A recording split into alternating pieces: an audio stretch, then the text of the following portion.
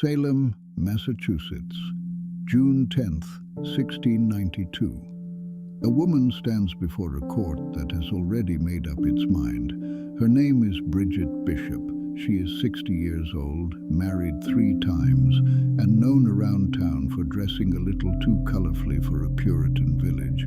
A black bodice with red trim, a thing in itself considered evidence of moral corruption. When the magistrate asks if she is a witch, she says the only thing an innocent person can say: "I am as innocent as the child unborn." It doesn't matter. Within hours, she becomes the first person hanged on a hill that will later be given a name, Gallows Hill. 18 more will follow her up that hill before the year is out. One man will be crushed slowly to death under stones for refusing to even enter a plea. And here is the strange part of this story. The thing that got these people killed, the thing called witchcraft, was, in most of the world for most of human history, not a curse at all. It was a profession, a respected one. People paid for it. People prayed for it. Kings sought its blessing. So how does a woman end up dead on a hill in New England for practicing something that 3,000 years earlier would have made her one of the most trusted people in her city? To understand that, we have to go back, not decades, not centuries. We have to go all the way back to the banks of the Nile. 1. The respected ones. In ancient Egypt, magic was not hiding in the dark. It walked through the front door of the temple in daylight with its head held high. The Egyptians called it Heka. It wasn't considered supernatural in the way we'd use that word today. Heka was simply a force, as real to them as wind or water, woven into the structure of the universe itself. It was there before the gods were born, and the gods themselves drew on it to do their work. When the sun god Ra sailed through the underworld each night to fight off the serpent of chaos, he didn't do it with a sword, he did it with Heka. If a force created the cosmos, somebody on Earth had to know how to handle it responsibly. That job fell to the priests. They were called the Wabao, meaning the ritually pure ones, and they weren't separate from medicine. They were medicine. An Egyptian doctor was, by definition, also a kind of magician. There were 2 kinds of healers in any major town: the Sura W, who set bones and mixed remedies, and the Sao, who handled the spiritual side of an illness, because the Egyptians didn't separate a sick body from a troubled spirit. Both needed treatment. The most senior of these priests, the lector priests, worked inside a building literally called the House of Life, a combination of temple, library, and medical school, where ancient texts were copied, studied, and passed down for generations. When a lector priest opened a sacred scroll and began to read aloud, the Egyptians believed something genuinely remarkable was happening, that he was speaking with the voice of Thoth, the god who had first written the words down. Reading to them was not a quiet, private act. It was a small act of creation. And it wasn't only priests. Out in the villages, away from the grand temples, there were wise women who used Heka to ease childbirth, scorpion charmers who used it to draw out poison, and ordinary households that kept small clay amulets by the bed, a hippopotamus goddess to guard a pregnancy, a scarab to protect the heart. None of this was secret. None of this was shameful. A family who couldn't afford a physician could still afford a protective charm, and no one thought less of them for buying one. Even the gods themselves were ranked by how well they wielded this power. The goddess Isis carried the title Great of Magic, not because she was loud or threatening, but because her magic was clever. The most famous story about her tells how she once needed something from Ra, the king of the gods, and rather than fight him for it, she quietly built a snake out of his own spit and a handful of sand, let it bite him, and then offered him the only cure, in exchange for the one piece of information she actually wanted. She didn't need to be strongest. She only needed to know more than anyone else in the room. In Egypt, that was the whole point of magic. Knowledge was power, and power, when used well, made you someone the community turned to, not someone the community burned. If a woman in Bridget Bishop's position had stood in front of a court in Thebes claiming knowledge of charms and remedies, she would have been handed patience, not a death sentence. This wasn't unique to Egypt either. Across much of the ancient Near East, magic carried no built-in moral weight at all. It was simply a tool, like a plow or a needle, and whether it counted as good or harmful depended entirely on what the person holding it chose to do with it. A temple priest reciting a protective spell over a sick child, and a hostile neighbor whispering a curse over a rival's crops were technically using the very same force. The difference was intention, not the magic itself. So something happened between the Nile and New England. Something changed the entire meaning of the word. 2. The turn. The shift didn't happen overnight, and it didn't happen everywhere at once. Across the ancient Mediterranean and the Near East, attitudes toward magic were always a patchwork. In some cities it was woven into temple life. In others it was treated with suspicion. The oldest written mention of a witch in the Bible goes back to around the 9th century BC, and even there the tone is already wary rather than respectful. A warning, not an invitation. But the real turning point came later, with the rise of a new religious worldview that needed magic to mean something specific, a deal made with evil. Under early Christianity, the old gods of conquered peoples weren't simply dismissed as imaginary, they were recast as demons. The wise woman who once worked under the protection of Isis or Hecate now appeared to work under something far more dangerous, Satan himself. And what had once been a respected trade became, instead, a confession waiting to be extracted. It took root slowest in the south of Europe and fastest in places where political and religious authority was unstable. Small, fractured territories without strong central courts to slow things down. And it found its terrible instruction manual in the year 1486, in a printed book with a Latin title that translates to The Hammer of Witches. The man largely behind it was a Dominican friar named Heinrich Kramer. By most surviving accounts, his motivation wasn't theological, it was personal. He had recently failed, publicly and embarrassingly, to convict a woman of witchcraft in an Austrian town. The case was so badly handled that local authorities threw him out. Stinging from that humiliation, Kramer sat down and wrote the book that would outlive him by nearly 300 years. The Malleus Maleficarum did three things with horrifying efficiency. It argued, point by point, that witches were real, and that doubting their existence was itself dangerous. It explained in detail why women were supposedly more vulnerable to the devil's influence than men. And it offered local magistrates, many of whom had no legal training at all, a step-by-step guide for running a witch trial, torture included. It arrived at exactly the wrong moment to do the most damage.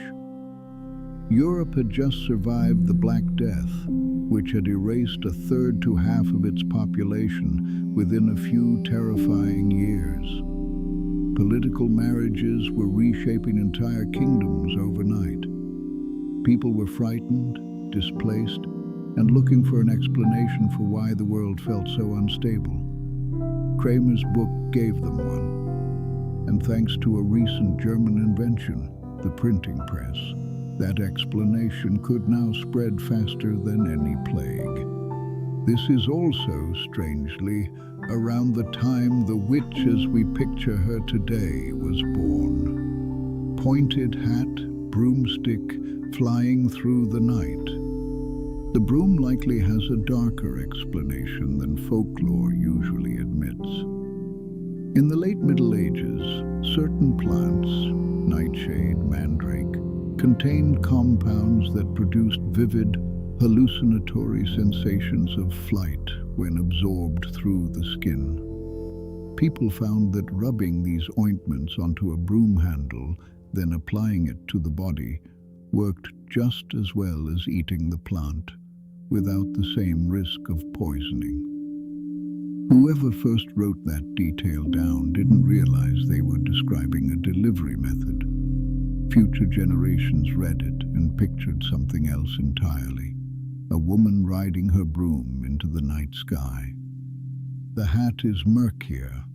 Some historians trace its tall, pointed shape to clothing worn by persecuted religious minorities in parts of England and Europe around this period, a visual shorthand for outsider that got attached to witches the same way it got attached to others living outside the mainstream. The truth is, no one fully agrees, but the pattern is consistent. Almost every piece of the witch's costume began as something ordinary, worn by someone vulnerable, and ended up as a costume of fear. By the time the panic reached its peak, somewhere between 1450 and 1750, historians estimate roughly 110,000 trials took place across Europe, and close to half of them ended in execution. Nearly 3 out of every 4 accused were women, often midwives, often healers, often simply women who had outlived their husbands and now lived alone with no one left to vouch for their character. There was also a strange legal mechanism that made all of this worse. In much of continental Europe, witchcraft was classified as a crimen exceptum, an exceptional crime, considered so uniquely dangerous that the ordinary rules protecting a defendant simply didn't apply. Torture, normally restricted by law, was permitted almost without limit. A confession obtained under torture could still count as valid evidence. And because the crime was, by its very nature, supposedly invisible, worked through curses and spirits rather than physical acts, there was rarely any concrete evidence to refute. It became a charge that was, by design, almost impossible to disprove once it was made. And then, in the winter of 1692, the fear crossed an ocean. 3. Salem. It began, as these things often do, with 2 sick children. Betty Paris was 9 years old. Her cousin Abigail Williams was 11. They lived in the household of the village minister in a small Massachusetts settlement that took its faith and its fear of the devil very seriously. In January, the girls began having fits, their bodies contorted. They screamed without warning. Nothing the local doctor or a month of prayer and home remedies could do made any difference. So the doctor offered an explanation the whole village was prepared to believe: bewitchment. 3 women were named almost immediately. Tituba, an enslaved woman who worked in the Paris household; Sarah Good, a homeless beggar most people in town already disliked, Sarah Osborne, an elderly, impoverished widow. All three were, in different ways, already on the outside of village life. Exactly the kind of people a frightened community finds easiest to suspect. It didn't stop with adults. Sarah Good's own 4-year-old daughter, Dorothy, was brought before the magistrates and questioned directly. The girl's frightened, halting answers were treated without much hesitation as a confession. Under pressure from magistrates who had already decided what they wanted to hear, Tituba confessed. She described a tall man with white hair who had asked her to sign his book, and animals, a black dog, a yellow bird, that she claimed had appeared to her in the night. She said there were other witches in Salem. She didn't know who. That single sentence was enough to set the entire colony on fire. Over the following weeks, the accusations spread outward in widening circles, to neighboring villages, to respected families, to people who, on paper, should have been the last anyone suspected. Martha Corey, a devoted churchgoer, Rebecca Nurse, a frail, elderly, deeply loved woman known throughout the village for her piety. When Nurse was first accused, dozens of her neighbors signed a petition in her defense, certain the charge was absurd. She was found not guilty at first, and the moment the verdict was read aloud, her young accusers began screaming and convulsing in the courtroom, as though the verdict itself had hurt them. The judges reversed course. Rebecca Nurse went to the gallows in July alongside 4 other women on the same day. If a woman, as universally respected as Rebecca Nurse, could be hanged, the entire village understood, without anyone saying it aloud, that no one was safe. Through the summer, the hangings continued. 5 women in July, 5 more people in August, 8 in September. The court relied heavily on something called spectral evidence, testimony that a person's spirit rather than their physical body had appeared and caused harm, evidence that by definition no one but the accuser could ever see or disprove. Even Cotton Mather, a prominent minister, wrote to the judges begging them not to rely on something so unverifiable. They largely ignored him. There was a brutal logic running underneath all of it, one that the accused quickly learned to navigate, even if it never actually saved anyone's life with any certainty. Those who confessed, and who named others as fellow witches, were often kept alive in jail while the court worked through the new names they'd supplied. Those who maintained their innocence, who simply told the truth as they understood it, were the ones who went to the gallows. The court had built a system where honesty was, quite literally, the most dangerous thing a person could offer it. One case became, even by the standards of that summer, almost unbearable.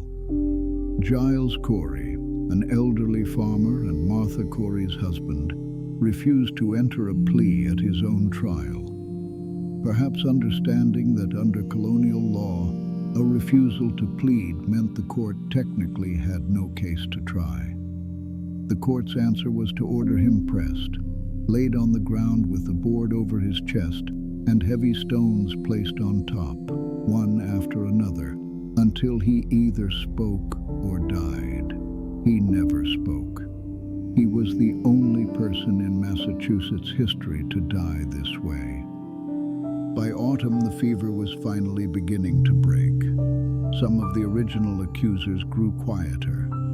The new governor disbanded the special court and replaced it with one that no longer allowed spectral evidence. The hangings stopped. By the following May, everyone still imprisoned had been pardoned, but 19 people were already already dead at the end of a rope. One man had been crushed under stone. At least 5 more had died simply waiting in jail, in cells with dirt floors and no proper sanitation, never tried at all. It would take centuries for some of the condemned to be formally cleared by name. The very last of them, a woman named Elizabeth Johnson, was not officially exonerated until the year 2022, 330 years after her trial. A few of those involved did try eventually to make some kind of peace with what had happened.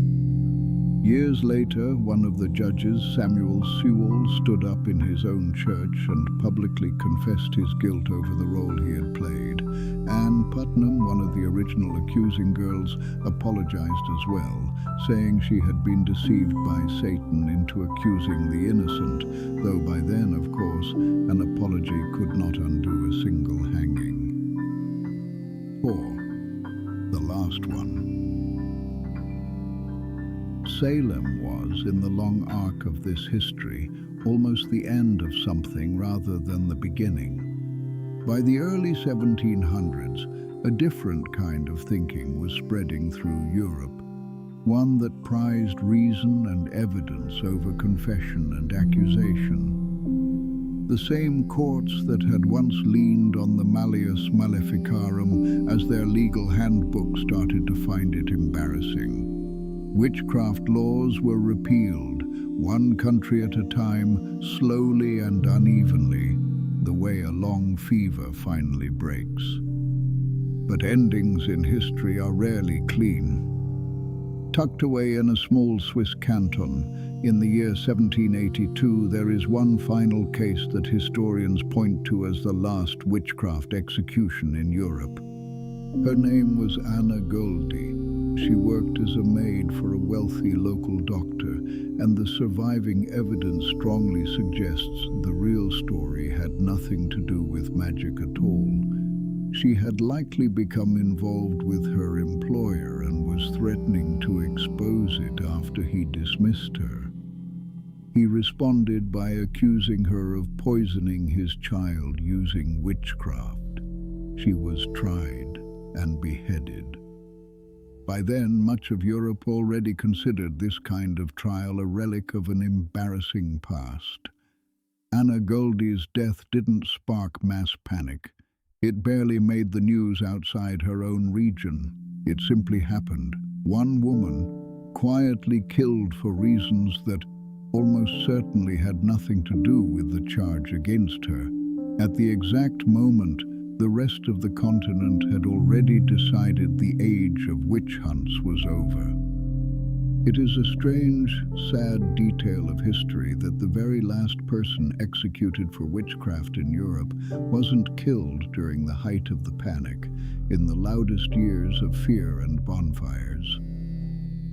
She died in the silence right after everyone else had already stopped believing. 5. The word reclaimed. In England, the law that had once made it a crime to even claim magical power stayed on the books until 1951. That year, it was finally repealed and quietly replaced by something almost gentle by comparison. A law about fraud, not sorcery. A retired civil servant named Gerald Gardner had been waiting for exactly this moment. For years, he had claimed to have been initiated into a secret group of witches operating near England's New Forest. A group, he said, that had quietly kept old pre-Christian traditions alive in private for generations, hidden from a world that would have killed them for practicing in the open. The moment the law changed, he stopped hiding. In 1954, he published a book called Witchcraft Today, openly describing himself without apology or shame as a witch. What Gardner built, and what later took the name Wicca, looked almost nothing like the crime described in the Malleus Maleficarum 3 centuries earlier. There was no devil in it, no curse, no pact, no malice. It was something closer to what the word might have meant in Egypt, stripped of the fear that medieval Europe had stitched onto it. A quiet reverence for nature, gathered in small groups, built around the turning of the seasons rather than the torment of a neighbor. Today, those who follow this path often gather in covens of around 13, guided by a high priest or priestess. Their version of a spell looks far less like the wand-waving spectacle of film and television, and far more like a private prayer, an intention spoken quietly, with care, asking for nothing more dramatic than balance. Their guiding principle, more often than not, is simply to do no harm. There are, by most estimates, a few 100,000 people who now openly identify this way across the English-speaking world, many of them practicing alone rather than in covens, marking the turning of the seasons in their own backyards rather than in secret. None of them are hiding from a court.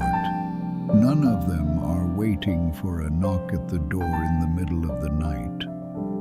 The word had traveled an extraordinary distance to get back to something close to where it began. Closing. Bridget Bishop never got to see any of this. Neither did Rebecca Nurse, who was loved by her whole village and hanged anyway. Neither did Giles Corey, who died in complete silence rather than give the court a single word to use against his wife. Neither did Anna Goldie, killed quietly in 1782 for a debt that had nothing to do with magic at all.